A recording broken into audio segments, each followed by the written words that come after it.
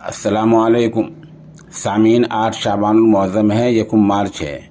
ख़बर का उन्वान है जितेंद्र नारायण सिंह ने बिल्कुल ही सच बोल दिया। ये पहले वसीम रिजवी हुआ करते थे, अब इन्होंने हिंदू धर्म अपना लिया है, जिनका अब नाम जितेंद्र नारायण सिंह है। उन्होंने क्या सच बोला है वो आप उन्हीं की ज़ुबानी सुने।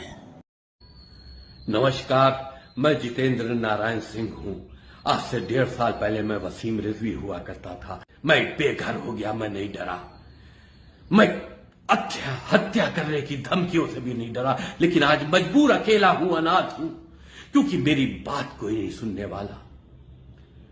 मेरे खिलाफ जो फर्जी मुकदमा लिखवाया गया, मैं सनातन धर्म के सभी संगठनों, महामंडलेश्वरों के दरवाजों पर गया, उनसे कहा कि भाई मेरी उच्च स्तरीय जांच करा दीजिए।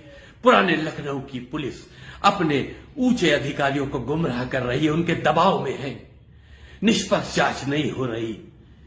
सीबीआई से जांच करा दिए ताकि दूध का दूध पानी का पानी हो।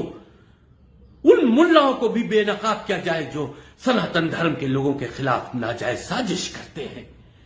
लेकिन हालात बद से बदतर हो गए। मेरे खिलाफ फर्जी मुकदमों में चार्जशीटें भेजी जा रही हैं। चौक से भेजी गई, थाना चौक से भेजी गई, थाना शहादतगंज से भेजी गई। अब तो मुझ पे गैर जमानती वारंट लेकर मेरे घरों की कुर्की की नौबत आ गई है। मैंने बहुत दुखी मन से देश के राष्ट्रपति महोदया से अपील की है, इच्छा मृत्यु के लिए पत्र लिखा है कि मुझे अनुमति दी जाए, क्योंकि मैं बहुत डिप्रेशन में हूं।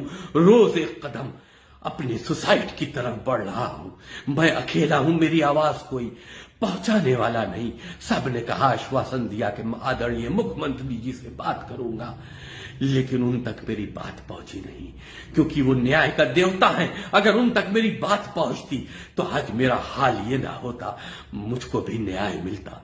मैं मजबूर हूं, मेरी मदद कीजिए।